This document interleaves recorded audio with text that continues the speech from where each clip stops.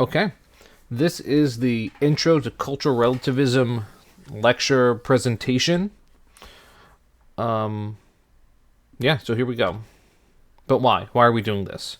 So number one, I already had this planned. This was how we were going to close out the year before all this happened. Like, Macbeth would have started and finished before spring break. After spring break, we would have done a new novel, and then we would have done this. So this was always how we're going to close out the year. I did this last year. I did it earlier in the year, and it kind of messed up my pacing, so I moved it here. This is the most relevant thing we do to your lives, to your understanding of the world. The students last year told me they enjoyed this. My favorite compliment I ever got as a teacher was from a student last year that said, Mr. B, that cultural relativism stuff, I think about that every day. So, and then the skills we'll build from this are similar but different than what we've been doing all year. Okay, first, some review. So if you've been paying attention for most of the year, the stuff I'm going to say in the next, 8 minutes is reviewed. You've heard it before. So feel free to fast forward this YouTube video. I will let you know when to resume normal speed. But feel free to go to 1.25, 1.15. I think past that it starts to get a little crazy, and then you're not really retaining any information. But feel free to fast forward, and you'll see there'll be a pause sign. Okay, here we go. Terms and ideas to know first. So a society is people living together in a more or less ordered community. My classroom is a mini society. The school is a society. New York is a society. America is a society. Social classes, a division of a society based on social and economic statuses, so money, and the divisions that they cause. That's a social class. Generally, we have upper, middle, working, and poor. And depending on who you ask, they're different and they change throughout the years, what the exact distinction is. Civilization is a society and culture that leaves an impact on the current and future world. Civilizations leave things for us to work with. Ideas, artifacts, beliefs. Alright, a group. Any collection of people or things normally grouped because of a relation or similarity between things in that group. Yeah, it's just a definition for group. Things that are similar and you can put them closely together. A fact, what can be proved using real empirical methods and evidence. It's physically verifiable. Something that's factual, it's physically verifiable. This is what science is. It's all about facts. What can you prove? Truth is something very different. Truth is what is real without having physical evidence. So when you listen to a stand-up comedian and he tells a good joke, you say, ha ha ha, that's so truthful. You do not say, ha ha ha, that's so factual. Now, I know young people say facts, but that's a slang thing. That's a manipulation. It's almost figurative language. So, an example, love is a truth. You cannot find love in a test tube. It's not a fact, but we know it exists. It's a truth. The characters that exist in books, that are way more influential than any of us, in ways those things are truthful. Okay. The types of truth. We have subjective truths, what's true to you based on your personal experiences, your personal preferences, and sometimes ignorance. We choose these things. What team should win the World Cup or the Super Bowl every year? You're probably going to say your team. Which culture has the best food? You're probably going to say your culture. That's subjective. Objective is the truth that exists outside of whatever you believe. Doesn't matter what you believe, it's true. So gravity. It doesn't matter if you believe in gravity. If you jump up, you're coming back down. That's just the way things work. That's an objective truth. That's like a fact. And then we have intersubjective truths.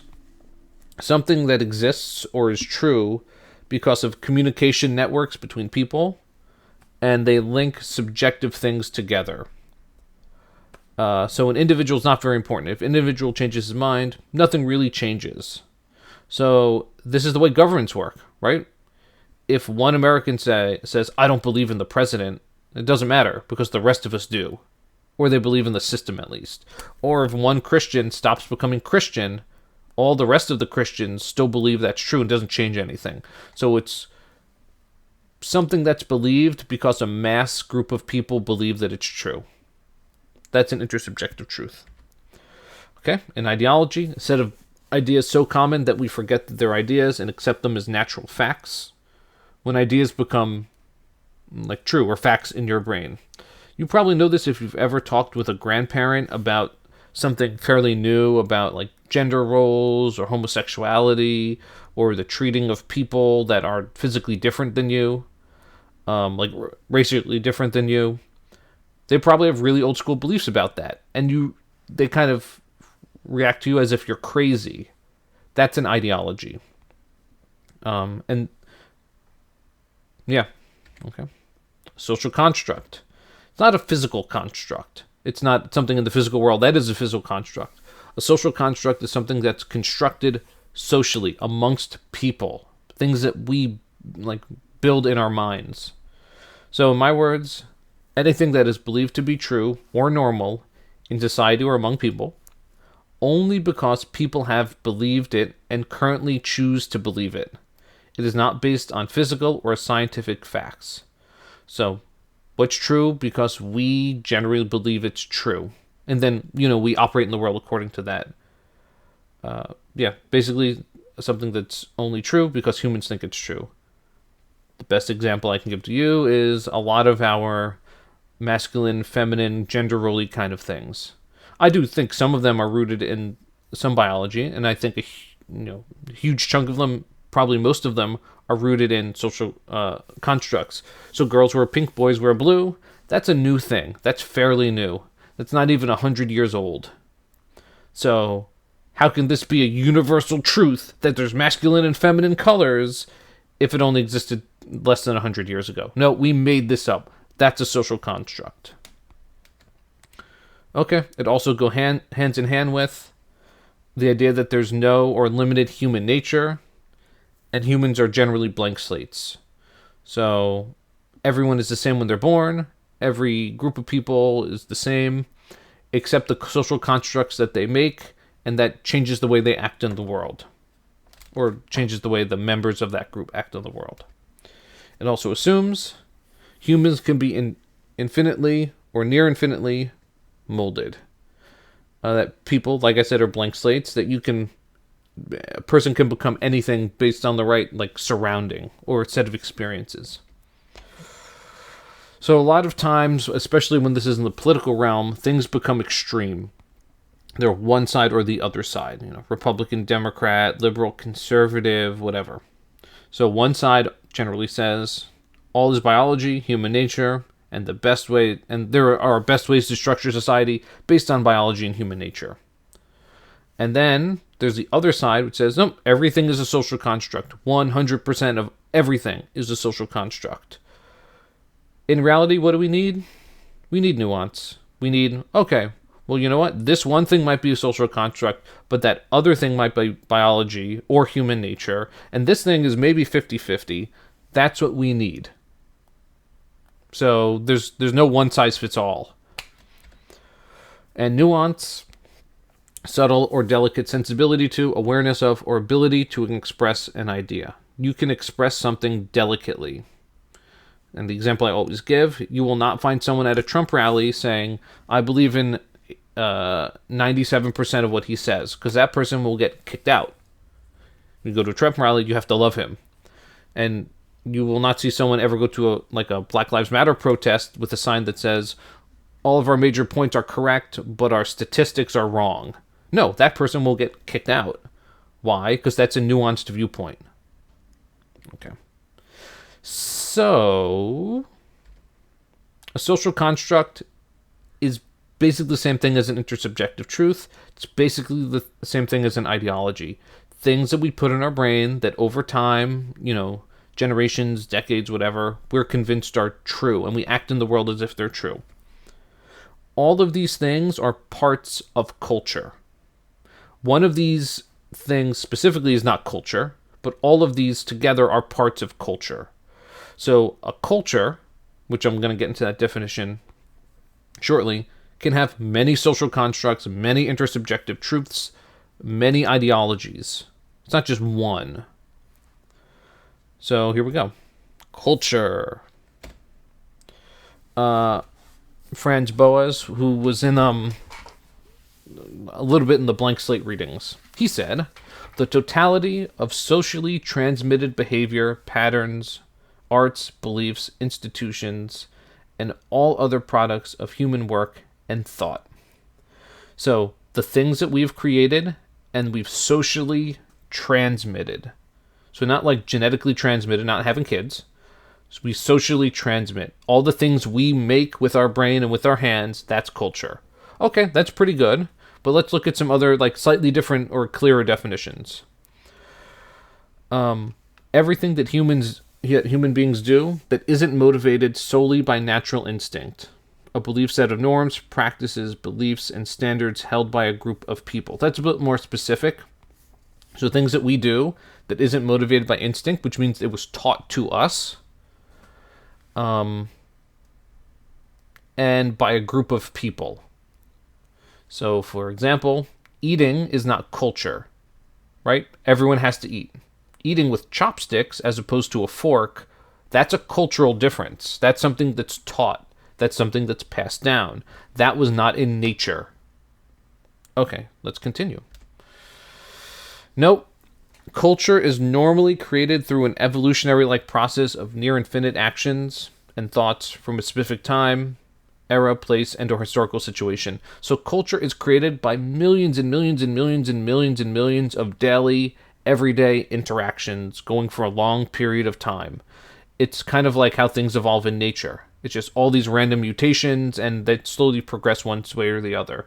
That's basically the way culture works.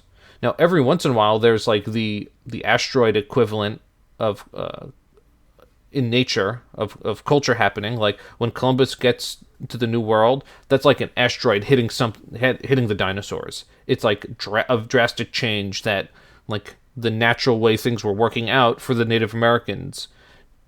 It just like was a drastic change that they did not foresee. That was like an unnatural change for them. Okay, and here's my definition, which the definitions are all the same, they're just said differently. Oh, there's a slight typo, my bad. See, I have to put typos in here so you know it's me. A group's connected set of social constructs, intersubjective truths, and ideologies that are passed down or spread and have physical implications. So passed down implies like parents and children. Spread is like to your peers. You don't pass something down to your best friend, but it spreads to them. And they have physical implications, meaning the things we create in the world, like buildings, the way we process food, but also the physical implications, what we do to each other in the physical world, how we treat each other, what changes in the physical world. So a group's connected set of these things that changes the way we act in the world. That's culture. Note, culture is not the same thing as race. It's not the same thing as nationality. It's not the same thing as ethnicity. It's not the same thing as religion. It's not the same thing as geography. Sometimes these things overlap, and sometimes these things don't overlap. And sometimes someone will substitute one of these for the other when they're not supposed to be substitutable. So sometimes what you'll find is actually racist people in America, when they don't want to sound like they're racist, they'll say something about culture, implying race. That's not what I'm doing. That's not the goal of this. Just like, so when we talk about race, I think I brought up this example. Let's say Brazilian. So Brazilian is a nationality. It's a place. It's a geography. It's a place. It might be in... So there's... I guess Brazilians are vaguely Christian. I don't know. Culture. There's actually many cultures in Brazil, depending on where you're from in Brazil. But let's just assume that Brazil has one giant culture, and that's not right. There's no racial requirement for being Brazilian. You could be Brazilian and be blonde-haired and blue-eyed, of African descent, of indigenous, like Native American descent, of Japanese descent, any mix. And ethnicity is always weird. Ethnicity is basically culture plus race or plus region. Like, for example, Puerto Rican is an ethnicity, but it's not a race, because Puerto Ricans, there's no like racial requirement for being Puerto Rican or Dominican. Because you could be, just like being Brazilian, you could look like a whole bunch of different things and be Puerto Rican, or be Dominican, or be Ecuadorian. So sometimes these things are the same, sometimes they're not. And when I say culture, I do not mean pop culture or high culture. Those are different things. So pop culture, the average non-fancy person in a society, what are the things they adopt? So what's popular? So in our society, it's like rap music, pop music, superhero movies, fast food, Jordans, jeans, whatever. And then high culture is traditionally, what do the fancy people in a society value? Now in America, this is a little different because our class structure has always been a little different. So high culture traditionally, at least in the West, is like ballet, top hats, like reading poetry, going to the opera, classical music. That's high culture. Traditionally, in America, we're very unique, where our pop culture is the main culture. You know, billionaires wear jeans. Jeans are working class clothing, or historically were. They're for working class people. Well, now everyone wears jeans. So there's like a class merging thing. Now, generally, and this is very important, when people say culture, they mean one of two things. One, they mean surface culture. What are the physical aspects of the culture that the people in that culture have produced? Fashion, hairstyles, food, spices used, ways to cook, music, sports, games, etc. These things change very fast. They change. These actually, to me, they don't matter. They come and go. So, for example, you and your parents are in the same culture, I'm assuming. Look at their yearbook. I bet they have a whack hairdo. Why? Because even though you're in the same culture as them, those things, the physical aspects, change. What did they wear when they were in high school? I bet they looked whack. Why? Because surface culture changes very fast. And then deep culture. These are the ideologies and the deep-held beliefs of a culture. They're passed down from one generation to another through the subtle connotations associated with most interactions and actions. These are very hard to change. So these are all of the internal parts of culture. The way you're supposed to think, the way you're supposed to feel, the way you're supposed to interpret. Gender roles, sexuality, marriage, rights, religion, spirituality, social interactions, etc., etc., etc., etc. Those are the brain parts of the culture, the way people think. So this is very much like ideologies and social constructs and intersubjective truths. And you know this if you've ever talked with your grandparents about, I don't know, homosexuality, and they have these really, really old school beliefs that they won't change. That's a deep culture thing. They're probably not changing that anytime in the rest of their lifetime. These are actually very hard to change, especially when a group of people is isolated, because then there's nothing to contrast it. There's no challenge to those ideas. So to you, which is more important? Surface level, the physical, or deep culture, the mental and moral? I always say it's deep culture. And just to make this a little bit more relevant, when someone says cultural appropriation, what do they refer to? Surface level or deep culture? They almost always say, I think it's always, surface culture. The physical artifacts, the way things look. It's never a deep culture. It's like, you took our religious beliefs, how dare you? Or you took the way that we treat this part of our population, how dare you? Like, that's not a thing. Okay, now, this is all the new stuff. So let me give you a second to put your speed back to normal.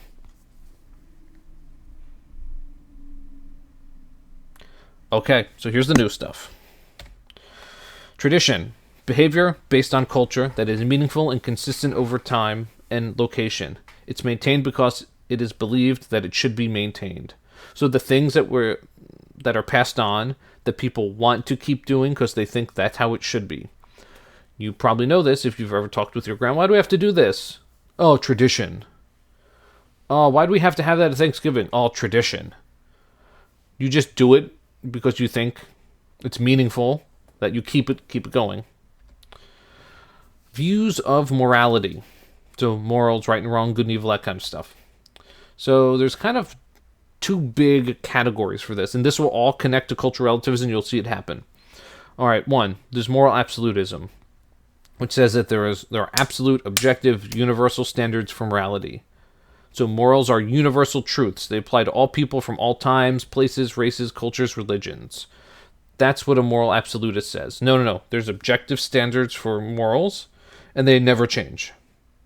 Okay? The other side of this is moral relativism. And moral relativism says moral judgments are true or false only relative to something, like a culture or a historical period or a religion. And no set of morals are superior or inferior. They're all relevant to the situations they were developed in. So yeah, there's no better or worse set of morals. They're all relative to wherever that group of people kind of grew up.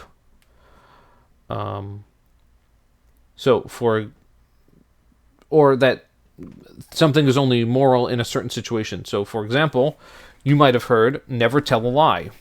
All right, that's a moral absolutist claim, never tell a lie. Well, what if this is World War II Germany and you're hiding Jews from the Nazis, and they knock on your door and they say, are you harboring any Jews? Well, you would have to lie if you want to save them. Well, that means lying is not an absolute. You see? Okay. So moral relativism. So morals are subjective truths. They apply only to the groups that have them and cannot be judged outside of that group. So yeah, these people over here, they're being completely moral by their own standards. It doesn't matter what you think. It matters what they think about themselves. That's moral relativism. All right. Now, cultural relativism. Let's connect everything that we've talked about and reviewed to cultural relativism. All right, definition. It's basically moral relativism applied to culture. It's the view that no culture is superior to any other culture when comparing systems of morality, law, politics, ideologies, etc. So instead of all morals are relative, all cultures are relative. There's no right or wrong culture. There's no better or worse culture. There's no superiority. They're all equal. All cultural beliefs are equally valid, and that truth itself is relative. It depends on the cultural context. Another typo, sorry. Depends on the cultural context of the belief's original environment. Yeah, my bad. Don't know what happened there. So yeah, truth is relative. Truth is just whatever. It's like a social construct. Whatever this group of people decided. Culture is relative, so you can't judge it. Okay, that's the idea of cultural relativism. Now, remember there are two types of culture. There's surface culture and there's deep culture. There's the physical products of a culture, and there's the way people think. That's the deep culture. Here's an additional idea. It's called standpoint theory. The idea that ideas, ideologies, knowledge, truth, morality, etc. are or can only be judged from one's own standpoint, one's own being and experiences. So you can only really authentically judge your own standpoint, wherever you're standing from, and very similar ones, but you cannot authentically judge other standpoints. You cannot justly cast judgments on other standpoints. So, for example, like let's say you are race 1, you can only judge your own race accurately. You cannot judge races 2, 3, 4, 5 accurately. Let's say you're gender 1. You cannot accurately judge gender 2 because you're not from their standpoint. And let's say you're sexual orientation 1. You cannot accurately judge sexual orientation 2, 3, and 4 because like only people within from their certain standpoint can judge that standpoint accurately. So, what do you think about cultural relativism? That's the big topic we're going to be finishing out the year on. And that's actually the next activity. So, click on that video.